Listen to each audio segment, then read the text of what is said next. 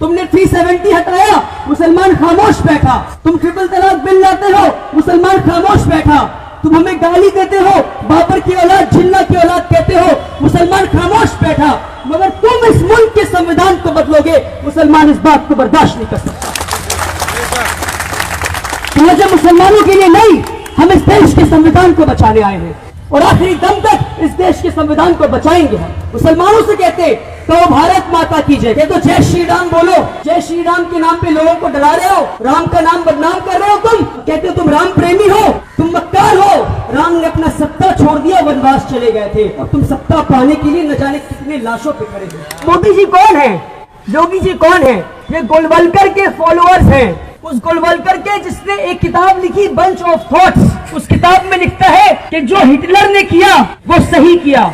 और मोदी जी उस किताब के फॉलोअर हैं, गोलवलकर के फॉलोअर हैं। मोदी जी सावरकर के फॉलोअर हैं, जिसने 6 एपिक्स ऑफ हिस्ट्री में एक बात लिखी कि अगर सत्ता हासिल करने के लिए औरतों का बलात्कार करना हो तो तुम कर सकते हो। मोदी जी उस सावरकर के फॉलोअर हैं। आज हमारे वजूद पे सवाल उठा रहे हैं ये लोग। इसलिए मैं कहता हूं कि जो हिटलर की चाल चलेगा वो हिटलर की मौत मरेगा। और जब जब जुल्मी जुल्म करेगा सत्ता की गलियारों से, चप्पा चप्पा गूंज उठेगा इनकलाब के नारों से। कहा गया है कि हर घर में भगत सिंह हो, तो अगर आपके बच्चे प्रोटेस्ट में जाएं तो आप उनको शाबाशी दीजिए, उनका टिफिन पैक कीजिए, बोतल दीजिए, पानी दीजिए उनको और कहिए कि जाओ इस देश के संविधान को बचाने में अपना भागीदारी दो।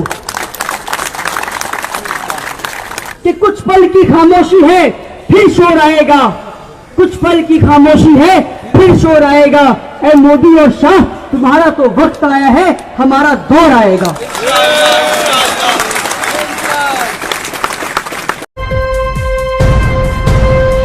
लाइव टीवी, सच सबसे आगे। मुसलमानों से कहते तो भारत माता की जय, क्या कहते? तो भारत माता की जय। अच्छा, फिर भी हम मान लेते हैं कि भारत माता की जय बोलना है। क्या बोलना है? भारत माता की जय। तो सवाल पूछो इनसे कि भाई ये भारत माता है कौन? सवाल पूछना है कि तुम भारत माता की जय बोलते हो, ये भारत माता है कौन? तो सुभाष चंद्र बोस ने भारत माता किसे बताया, मैं आपको बताता हूं। 1940 में 1940 सुभाष चंद्र बोस निकले चंदा लेने, डोनेशन लेने, और लोगों से घर घर जाकर डोनेशन ले रहे थे कि हमें पैसे दीजिए, अंग्रेजों के खिलाफ हमें जंग करना है। तो 1940 में एक मुसलमान यूसुफ मारफानी 1 करोड़ रुपए सुभाष चंद्र बोस को देता है, एक मुसलमान इंसान। तो उस मुसलमान इंसान के घर में एक बूढ़ी औरत बैठी होती है। वो बूढ़ी औरत जोर जोर से रोने लगती है। तो सुभाष चंद्र बोस कहते हैं, ए बूढ़ी माँ तू क्यों रोती है? तो बूढ़ी औरत कहती, मैं नाबीना हूं, मैं अंधी हूं और मेरे पास 1 करोड़ रुपए भी नहीं है, तो मैं तुम्हें क्या दूं सुभाष? काश मेरे पास 1 करोड़ रुपए होते तो मैं तुझे दे देती। वो मुसलमान बूढ़ी औरत से सुभाष चंद्र बोस कहते हैं, अरे बूढ़ी माँ तू नाबीना है, तू कमजोर है, तेरे पास 1 करोड़ रुपए भी नहीं, पर तेरे पास एक नौजवान बेटा है शहनवाज खान, तू मुझे दे दे, वो मेरे फौज में दाखिल होगा। और वो शहनवाज खान कैप्टन शहनवाज खान बनते हैं नेताजी के फौज के। और जब वो अंग्रेजों से लड़ते हुए शहीद हो जाते हैं शहनवाज खान, तो नेताजी उस बूढ़ी माँ को पूरे फौज के सामने खड़ा करते हैं।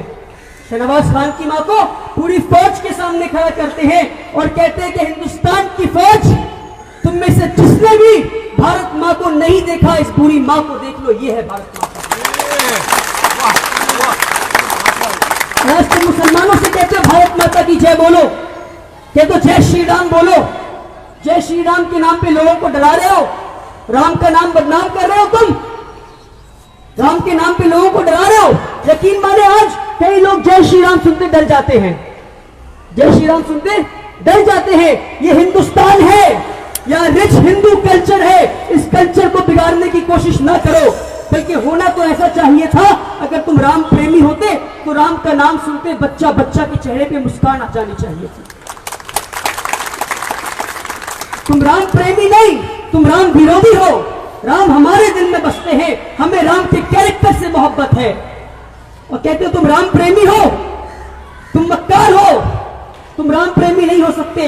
राम ने अपना सत्ता छोड़ दिया, वनवास चले गए थे और तुम सत्ता पाने के लिए न जाने कितने लाशों पे खड़े हो।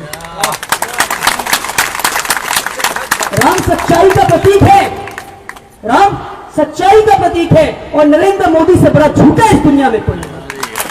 तो क्या तुम राम प्रेमी हो, तुम राम विरोधी हो। एक बार मैं आचार्य प्रमोद कृष्णम के साथ बैठा था। मैं कहता हूं आचार्य जी आप भी हिंदू, मोदी भी हिंदू, आप भी हिंदू, मोदी भी हिंदू, तो आप दोनों में क्या फर्क है? तो आचार्य जी कहते हैं मैं असली हिंदू हूं और ये दुकानदार है जो दुकान चला रहा है। तो ये लोग फ्रॉड हैं, ये लोग दुकानदार हैं जो अपनी दुकान चला रहे हैं, और हमें हिंदुस्तानियों को मिलकर इनकी दुकान को बंद करना होगा। करेंगे? गीता का एक श्लोक है वसुदेव कुटुंबकम, अभी हमारे योगी जी ने पढ़ा उस श्लोक को। इस श्लोक का क्या मतलब है? अपनी कितनी प्यारी किताब है गीता, कितना प्यारा ये श्लोक है। इस श्लोक का मतलब है the whole world is one family, पूरी दुनिया एक परिवार है, पूरी दुनिया एक परिवार है। ये गीता कहता है, कितनी प्यारी बात। अगर गीता कहता है पूरी दुनिया एक परिवार है, तो क्या हिंदू मुस्लिम एक परिवार नहीं? और हिंदुस्तान के हिंदू मुस्लिम छोड़ दीजिए, क्या पाकिस्तान के मुसलमान एक परिवार नहीं? ये मैं नहीं कह रहा कि पाकिस्तान के मुसलमान हमारे परिवार हैं, मैं नहीं कह रहा, ये गीता कह रहा है, और मैं गीता को मानता हूं, और इसलिए मैं भी कह रहा हूं कि पाकिस्तान के मुसलमान हमारे परिवार, हिंदुस्तान के मुसलमान हमारे परिवार, बांग्लादेश के मुसलमान हमारे परिवार, बल्कि पूरी दुनिया हमारी परिवार है, ये गीता कहता है। अब मोदी जी ने गीता पढ़ा नहीं, उन्होंने ये श्लोक पढ़ा नहीं, तो मोदी जी से पूछिए कि गीता का श्लोक है the whole world is one family, पूरी दुनिया एक परिवार है, इसका मतलब यह है कि या तो आप गीता विरोधी या गीता आपका विरोध है। जामिया मिल्लिया में पुलिस मासूम बच्चों पे गोलियां चलाती है, उत्तर प्रदेश में 20 से ज्यादा लोग मारे जाते हैं, आसाम में 6 से ज्यादा लोग मारे जाते हैं, और ट्विटर पे आज ऐसे लोग हैं जो ट्वीट करते हैं और लिखते हैं अमित शाह 2002 गुजरात राइट फिर से करो। ये क्या हो गया? पूरी दुनिया में ढूंढ के मुझे दिखा दे कोई ऐसा देश नहीं मिलेगा जहां कॉमन मासेस, जहां कॉमनर्स, आम इंसान ब्रुटैलिटी को, बर्बरियत को, किलिंग्स को सेलिब्रेट कर रहा है, सेलिब्रेट कर रहा है, जश्न मना रहा है कि कोई मर रहा है। एक्सट्रीमिस्ट करते हैं, गुंडे करते हैं, चोर चक्के करते हैं। जब आम नागरिक ट्विटर पे जाके ये कहता है कि अच्छा हुआ वो मारा गया, तो मुझे इस बात पे सवाल है कि ये क्या हो गया मेरे हिंदुस्तान को, क्योंकि पूरे दुनिया में ऐसा कहीं नहीं हो रहा है। ये सिर्फ इसलिए हो पाया है क्योंकि आज ये लोग कामयाब हो गए हिंदू मुस्लिम को बांटने में, और इनको कामयाब होने हमने दिया है। हमने बताया नहीं इनको कि हमारा इतिहास क्या है, हमने बताया नहीं इनको कि हम हिंदू भाइयों से कितना मोहब्बत करते हैं, तो इन्हें पता नहीं कि what is the idea of India. अगर आइडिया ऑफ इंडिया को समझना है तो हमें जवाहरलाल नेहरू और मौलाना अबुल कलाम आजाद के रिश्ते को समझने की जरूरत होगी। मौलाना आजाद जब पहला इलेक्शन लड़ते हैं, एक मुसलमान मौलाना आजाद पहला इलेक्शन लड़ते हैं, तो नेहरू आकर उनसे कहते हैं कि आजाद एक ऐसी कॉन्स्टिट्यूएंसी ढूंढ लीजिए आप जहां मुस्लिम मेजोरिटी में हो। तो आजाद कहते हैं पलटकर, अगर मैं मुस्लिम मेजोरिटी एरिया से इलेक्शन लड़ूं तो इस संविधान पर, इस देश पर और मुझ पर लानत है। मैं एक हिंदू मेजोरिटी एरिया से इलेक्शन लड़ूंगा और जीत कर दिखाऊंगा, and this is the idea of India. ऐसे आज मैं आपसे पूछता हूं, क्या मौलाना अबुल कलाम आजाद अगर आज 2019 में होते ये बात कह पाते? नहीं, because they have changed the idea of India. ये न्यू इंडिया की बात करते हैं। हमें न्यू इंडिया नहीं चाहिए, हमें पुराना इंडिया ही चाहिए जो था हमारा। हमें प्रोग्रेसिव इंडिया चाहिए, हमें न्यू इंडिया नहीं चाहिए। हमारा पुराना इंडिया बहुत अच्छा है। अगर आपको आइडिया ऑफ इंडिया समझना है तो आपको राम प्रसाद बिस्मिल और अशफाकुल्लाह खान के रिश्ते को समझने की जरूरत है। 19 दिसंबर 1927 में अशफाकुल्लाह खान और राम प्रसाद बिस्मिल को फांसी की सजा सुना दी गई। एक मुसलमान और एक हिंदू दोस्त को फांसी की सजा सुना दी गई। तो राम प्रसाद बिस्मिल अशफाकुल्लाह खान से कहते हैं कि मेरे दोस्त तू फिक्र ना कर, हम फिर से जन्म लेंगे और इस मिट्टी के लिए फिर से जान देंगे। तो अशफाकुल्लाह खान एक मुसलमान, वो तो फिर से जन्म लेने में विश्वास नहीं करते, यकीन नहीं रखते, पूर्ण जन्म में विश्वास नहीं रखते। तो अशफाकुल्लाह खान बहुत सोचे और सोचकर ठहर कर बोलते हैं, क्या कहते हैं कि मेरे दोस्त राम प्रसाद बिस्मिल, मैं फिर से जन्म लूंगा या नहीं लूंगा मुझे नहीं मालूम, मगर हाँ अगर मेरी मुलाकात खुदा से हुई तो ये गुजारिश करूंगा कि कि मुझे जन्नत के बदले पूर्ण जन्म दे दे ताकि मैं फिर से इस मिट्टी के लिए शहीद हो पाऊं। तो ये है हिंदुस्तान के इतिहास। रानी लक्ष्मीबाई का नाम सुना है, खूब लड़ी मर्दानी, वो तो झांसी वाली रानी। रानी लक्ष्मीबाई का नाम बताया गया आपको, मगर आपको आधी अधूरी इतिहास बताई गई है। रानी लक्ष्मीबाई अंग्रेजों के खिलाफ जंग लड़ रही थी, ये तो बताया गया आपको, मगर उनके फौज को कौन लीड कर रहा था ये नहीं बताया गया आपको। उनके फौज को एक मुसलमान मीर बख्शी सली लीड कर रहे थे। जब मीर बख्शी सली, एक मुसलमान, रानी लक्ष्मीबाई की फौज अंग्रेजों के किले में पहुंचते हैं, तो रानी लक्ष्मीबाई कहती है कि मीर बख्शी सली, तू किले के दरवाजे के सामने खड़ा है, दरवाजा क्यों नहीं तोड़ता? तो मीर बख्शी सली कहते हैं कि दरवाजे की एक तरफ मस्जिद है, दूसरी तरफ मंदिर है, तो दोनों में से किसी एक को तोड़ना होगा। रानी बेझिझक कहती है कि ए मीर बख्शी सली, तू मंदिर को तोड़ दे पर जल्दी से दाखिल हो जा अंदर। तो मीर बख्शी सली की आंखों में आंसू आ जाती हैं और वो पलट कर अपनी फौज से कहते हैं कि ए मुसलमानों की फौज, तुम्हारी रानी ने तुम्हारे मस्जिद को बचाने के लिए अपने मंदिर को कुर्बान कर दिया। आओ हम अहद करते हैं, जब तक हमारे सांसों में सांस बचा है, हमारे जिस्म में लहू का आखिरी कतरा बचा है, हम अपनी रानी की रक्षा करेंगे, रक्षा करेंगे, रक्षा करेंगे। ये है हमारा इतिहास। रानी लक्ष्मीबाई शहीद हो जाती हैं। हमें बताया गया कि रानी लक्ष्मीबाई शहीद हो जाती हैं, पर उनके साथ कौन शहीद होते हैं, कौन एक और लड़की शहीद होती है, उनके बारे में नहीं बताया गया हमें। जब अंग्रेज फौज लौटते हैं तो वहां एक लाश नहीं बल्कि दो लाशें मिलती है, दो लाशें मिलती है, एक रानी लक्ष्मीबाई और दूसरी उनके सबसे करीबी दोस्त एक मुसलमान लड़की मंदराबाई का लाश। तो ये बात आपसे छुपाई गई है, आपसे इतिहास छुपाई गई है। तो what is the idea of India? Rabindranath Tagore ने दो लफ्जों में पूरा आइडिया ऑफ इंडिया लिख दिया, सिर्फ दो लफ्जों में पूरा आइडिया ऑफ इंडिया लिख दिया। और जब भी मैं ये दो सेंटेंस पढ़ता हूं, दो लाइन पढ़ता हूं, मेरे रोंगटे खड़े हो जाते हैं। सुभाष चंद्र बोस लिखते हैं, where the mind is without fear and the head is held high। हम ऐसे देश में रहें जहां बेखौफ होकर रहें और सर उठाकर चल सके। क्या आज अपने देश में ये कर पा रहे हैं? नहीं कर पा रहे हैं। आज हम खौफजदा होकर रह रहे हैं अपने देश में, क्योंकि ये लोग आइडिया ऑफ इंडिया को बदलना चाहते हैं। अब मोदी जी कौन है, योगी जी कौन है? ये गोलवलकर के फॉलोअर्स हैं, उस गोलवलकर के जिसने एक किताब लिखी बंच ऑफ थॉट्स। उस किताब में लिखता है कि जो हिटलर ने किया वो सही किया, और मोदी जी उस किताब के फॉलोअर हैं, गोलवलकर के फॉलोअर हैं। मोदी जी सावरकर के फॉलोअर हैं, जिसने 6 एपिक्स ऑफ हिस्ट्री में एक बात लिखी कि अगर सत्ता हासिल करने के लिए औरतों का बलात्कार करना हो तो तुम कर सकते हो। मोदी जी उस सावरकर के फॉलोअर हैं। इसलिए मैं कहता हूं कि जो हिटलर की चाल चलेगा वो हिटलर की मौत मरेगा।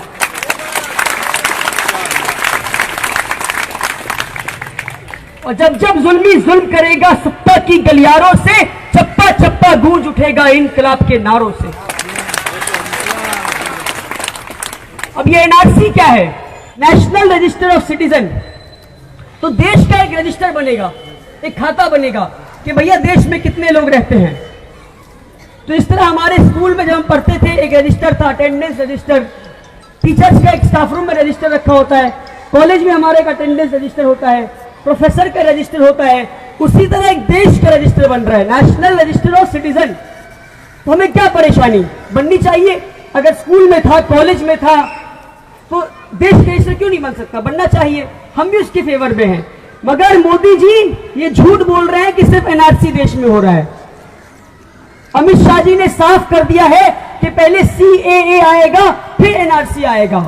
तो सीएए और एनआरसी मिलाकर खतरा है, सिर्फ एनआरसी से खतरा नहीं है। तो अभी सीएए क्या है? Citizenship amendment act. ये कहते हैं कि मुसलमान के अलावा जो भी बाहर से आया है इस देश में, 3 देशों से, बांग्लादेश, पाकिस्तान, अफगानिस्तान, 3 देशों से, अफगानिस्तान, बांग्लादेश, पाकिस्तान से जो भी धर्म के लोग आएंगे, चाहे वो ईसाई हो, जैन हो, बुद्धिस्ट हो, क्रिश्चियन हो, हिंदू हो, उसे इस देश की नागरिकता मिल जाएगी, सिवाय मुसलमान के। तो आप बताइए हम में से कितने लोग यहां पर हैं जो बांग्लादेश, पाकिस्तान, अफगानिस्तान से आए? अरे ऐसा कैसे हो सकता है? कोई तो होगा, अरे कोई तो होगा। अगर आप में से कोई भी बांग्लादेश, अफगानिस्तान, पाकिस्तान से नहीं आया तो आप क्यों विरोध कर रहे हैं? क्यों विरोध कर रहे हैं? सवाल यह है, हम विरोध बांग्लादेश मुसलमान भाइयों के लिए नहीं, इस देश के संविधान को बचाने के लिए कर रहे हैं। और इस देश के संविधान में एक आर्टिकल है, आर्टिकल 14, जो कहता है the state shall treat every person equally. Person शब्द का इस्तेमाल किया है। पर्सन और सिटीजन में बहुत डिफरेंस है। अब मैं आपको बताता हूं, फिर से ध्यान देके सुने आप। आर्टिकल 14 में पर्सन शब्द का इस्तेमाल हुआ और आर्टिकल 15 में सिटीजन शब्द का इस्तेमाल हुआ। सिटीजन यानी नागरिक की बात आर्टिकल 15 में होती है। पर्सन कौन? अब ये पर्सन वो है जो इस देश का नागरिक है और जो बाहर से आया है, चाहे वो लीगल हो या इलीगल हो, उसे पर्सन कहते हैं। तो देखिए कितना प्यारा संविधान है हमारा। सिर्फ इस देश के नागरिकों की बात नहीं, बल्कि क्या कहता है कि इस देश में कोई भी इंसान बाहर से आया हो, पर्सन आया हो, उसको इस देश की सरकार और संविधान इक्वली ट्रीट करेगा। तो बांग्लादेश भाइयों के साथ डिस्क्रिमिनेशन अगर हो रहा है तो वो डिस्क्रिमिनेशन उनके साथ नहीं, इस देश के संविधान के साथ हो रहा है। तो आज हम इस देश के संविधान को बचाने आए हैं। दूसरी बात, इन्होंने सिर्फ 3 देशों का जिक्र किया। क्या 3 देश है? अफगानिस्तान, बांग्लादेश और पाकिस्तान। तो ये क्या दिखाना चाह रहे हैं? ये दिखाना चाह रहे हैं कि जुल्म और बर्बरियत सिर्फ मुसलमान करते हैं, सिर्फ इन 3 देशों में होता है और पूरी दुनिया में जुल्म नहीं होता। बल्कि सच्चाई क्या है? सच्चाई ये है कि श्रीलंका में तमिलियंस पे जुल्म होता है तो तमिलियंस भागकर इंडिया आते हैं। सच्चाई क्या है कि नेपाल में क्रिश्चियंस पे जुल्म होता है तो क्रिश्चियंस भागकर इंडिया आते हैं। म्यांमार में मुसलमान पे जुल्म होता है तो म्यांमार में, बर्मा में मुसलमान भागकर इंडिया आते हैं। चाइना में टिबेटियंस पे जुल्म होता है तो टिबेटियंस भागकर इंडिया आते हैं। तो ये परसेप्शन क्रिएट करना चाह रहे हैं हिंदू भाइयों के दिल में और दिमाग में कि देखो भाई, जुल्म सिर्फ मुसलमान करता है और जुल्म मुसलमान के अलावा बाकी सब पर होता है। तो ये सच नहीं है, हमें इस परसेप्शन को तोड़ना है। अब हिंदू भाई सोच रहे हैं कि हिंदू भाइयों को नागरिकता मिल जाएगी और मुसलमान को नहीं मिलेगी, तो ये लोग बेवकूफ बना रहे हैं। तो रिसर्च करके आया हूं, अब आसाम में कम से कम 35 डिटेंशन कैंप बना दिए गए हैं। डिटेंशन कैंप पिछली बार बनाए गए थे जर्मनी में, नाजी कैंप बनाए गए थे जूस को रखने के लिए। उसके बाद अब दुनिया में दूसरा डिटेंशन कैंप हिंदुस्तान में बन रहा है। तो अब समझ लें कितना खतरा है इस देश को कि जर्मनी में जिस डिटेंशन कैंप में 6 मिलियन लोगों को मारा गया, 6 मिलियन लोगों को मारा गया, वही डिटेंशन कैंप आज हिंदुस्तान में मुसलमानों के लिए बनाया जा रहा है। तो 35 डिटेंशन कैंप है। हमारे हिंदू भाई सोचेंगे कि डिटेंशन कैंप सिर्फ हिंदुओं के लिए है, तो ये झूठ है। मोदी फ्रॉड कर रहा है। इसके झांसे में हिंदू भाई भी आ रहे हैं। सुब्रतो दे, क्या नाम? सुब्रतो दे, एक हिंदू भाई जिनका उम्र 35 साल, उनके पूरे परिवार का नाम एनआरसी लिस्ट में आ जाता है आसाम में, सिवाय सुब्रतो दे जी के। और वो डिटेंशन कैंप में 2 साल रहने के बाद मर जाते हैं। 2 साल डिटेंशन कैंप में रहने के बाद मर जाते हैं। अब तक 25 से ज्यादा लोगों की मौत हो गई डिटेंशन कैंप में। दूसरा नाम दुलाल चंद्रा, एज 65, इनके पूरे परिवार का नाम एनआरसी लिस्ट में आ गया सिवाय इनके। और ये भी डिटेंशन कैंप में 1 साल रहने के बाद इनका मौत हो जाता है। तो ये हिंदू भाई थे जिनकी मौत डिटेंशन कैंप में हो गई है। और ये कैसे पॉसिबल है कि पूरे परिवार का नाम एनआरसी लिस्ट में आ गया, पूरा परिवार हिंदुस्तानी मगर एक मर्द हिंदुस्तानी नहीं? तो ये फ्रॉड है, ये लोगों को बेवकूफ बनाने की कोशिश कर रहे हैं। मोहम्मद सनाउल्लाह करगिल वॉर में पाकिस्तान के खिलाफ एक मुसलमान आदमी हिंदुस्तानी फौज में शामिल होकर पाकिस्तानियों के खिलाफ जंग लड़ता है, अपनी जान की बाजी लगाकर। उनका नाम एनआरसी लिस्ट में नहीं आता है और उनको डिटेंशन कैंप में 12 दिन रहना पड़ता है। अगर जो इंसान करगिल वॉर में पाकिस्तान के खिलाफ जंग लड़ा, उसका नाम एनआरसी लिस्ट में नहीं आता, तो हम और आप जैसे गरीब इंसान का कैसे नाम आएगा एनआरसी लिस्ट में? जबिंद्रा शर्मा भाई ने बताया, अमन भाई ने 38 इयर्स इंडियन एयरफोर्स में सर्विस दी उन्होंने। और ये मुसलमान नहीं, हिंदू भाई हैं। जो इंसान 40 साल इंडियन एयरफोर्स में सर्विस देने के बाद उनका नाम एनआरसी लिस्ट में नहीं आया, तो आम इंसान, गरीब इंसान का नाम कैसे आएगा? तो ये फ्रॉड कर रहे हैं, ये आपका ध्यान भटकाने की कोशिश कर रहे हैं। और पीछे आरबीआई से इन्होंने 16,000 करोड़ रुपए निकाल लिया। अपने इलेक्शन के प्रचार के लिए। और आप लोगों का ध्यान वहां ना जाए, हिंदू भाइयों का ध्यान वहां ना जाए, इसलिए ये लोग हिंदू मुसलमान को बांटने की कोशिश कर रहे हैं और हिंदू मुसलमान लड़ाई में उलझा कर रखे हैं ये लोग। अब ये एनपीआर क्या है? National population register. जब ये देखे पूरा देश में एनआरसी के खिलाफ विरोध हो रहा है, तो ये सोचे अच्छा मुसलमान एनआरसी के खिलाफ विरोध कर रहे हैं, कोई नई चाल चलो, तो ये एनपीआर ला दिए। कहते हैं कि कान सीधा हाथ से ना पकड़ा जाए तो घुमा के पकड़ लो, ये वही कर रहे हैं। एनपीआर ही एनआरसी है, वो कैसे मैं आपको बताता हूं। ये कह रहे हैं कि एनपीआर नेशनल पॉपुलेशन रजिस्टर है, देश में कितने लोग रहते हैं, पॉपुलेशन कितना है, उसका एक रजिस्टर बनाएंगे। अच्छा बना लीजिए, मगर अगर देश में ऑलरेडी हर 10 साल पे सेंसस होता है जो कि 2021 में होने वाला है, तो एनपीआर की क्या जरूरत है? अगर आपके घर पे एनपीआर का अगर डिटेल्स देने सरकारी लोग आए तो क्या करना है आपको? आपके घर में आएंगे वो लोग और डराएंगे आपको कि देखिए अगर डिटेल्स नहीं दीजिएगा तो बांग्लादेश भेज देंगे, बंगाल में डिटेंशन कैंप में भेज देंगे। तो आपको क्या करना है? क्या कीजिएगा? क्या कीजिएगा? लात मार के नहीं भगाना। हम मुसलमान हैं, हमारी फितरत में लात मारना नहीं है। हम चाय पिलाएंगे, बिरयानी खिलाएंगे, बोलेंगे बैठिए भाई कैसे हैं आप, अच्छा आप अपने फॉर्म में अपने एनपीआर का नाम डिटेल्स भर दीजिए, हमको दे दीजिए और फिर सलाम वालेकुम घर जाइए। करेंगे इंशाल्लाह, ये करेंगे इंशाल्लाह, ठीक है।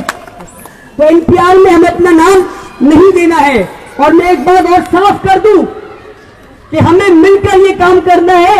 एनपीआर में एक भी इंसान इस देश का, मुसलमान इस देश का अपना डिटेल्स ना दे, और जो मुसलमान अपना डिटेल्स देता है वो इस देश से गद्दारी करेगा, इस देश के संविधान से गद्दारी करेगा। तो डरना नहीं है, हमें डटे रहना है। और सुधा भारद्वाज 1 साल जेल में रह के आई दिल्ली में, वो एक्टिविस्ट है दिल्ली की और लॉयर भी है वो कहती है कि ये लड़ाई कागजी लड़ाई नहीं है, ये लड़ाई सड़क की लड़ाई है, सड़क की लड़ाई है और सड़क की लड़ाई है। और मैं कहता हूं सड़क पर उतरना सिर्फ मर्दों का काम नहीं, बल्कि हमारी मां बहनों औरतों का भी काम है। जितने मर्द प्रोटेस्ट पे आए और अपना हिस्सा ले, अपनी औरतों को भी लेकर आए, और जितनी औरतें आए अपने मर्दों को भी लेकर आइए। अगर आपके बच्चे प्रोटेस्ट में जा रहे हैं तो उन्हें मत रोकिए आप। ये वक्त नहीं है कि अपने बच्चों को प्रोटेस्ट में जाने से रोके। हम सब चाहते हैं कि भगत सिंह हो, हम सब चाहते हैं कि इस दौर में भगत सिंह हो, मगर हमारे घर में नहीं, पड़ोसी के घर में।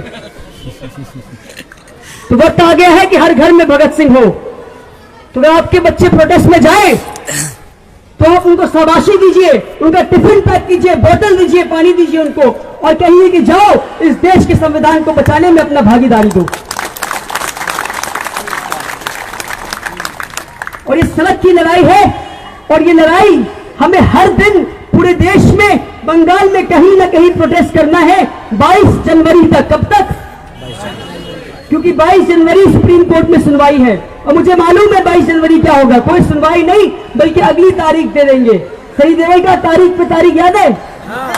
वही होगा, वो अगली तारीख देंगे कुछ 30 जनवरी 1 फरवरी के अराउंड। तो आपको ये लड़ाई 22 जनवरी तक भी नहीं, कम से कम 30 जनवरी तक आपको इस लड़ाई को जारी रखना है। और पोप सर ने कहा कि लड़ाई सिर्फ जारी नहीं रखना है, कंसिस्टेंटली जारी रखना है। किस तरह सस्टेन कर सके। आज प्रोटेस्ट हुआ, फिर 1 हफ्ते बाद प्रोटेस्ट हुआ, नहीं चलेगा। आज हमारे वजूद पे सवाल उठा रहे हैं ये लोग। हमें हर दिन प्रोटेस्ट में निकलना है, और इस प्रोटेस्ट में निकलने की जिम्मेदारी और देश के संविधान को बचाने की जिम्मेदारी सिर्फ मुसलमानों की नहीं, बल्कि इस देश के हर नागरिक की है। अपने बात को मैं यही खत्म करूंगा एक छोटी सी बात कहकर। मैं कहीं भी जा रहा हूं, एक छोटी सी बात कह रहा हूं कि कुछ पल की खामोशी है, फिर शोर आएगा। कुछ पल की खामोशी है, फिर शोर आएगा। ऐ मोदी और शाह, तुम्हारा तो वक्त आया है, हमारा दौर आएगा।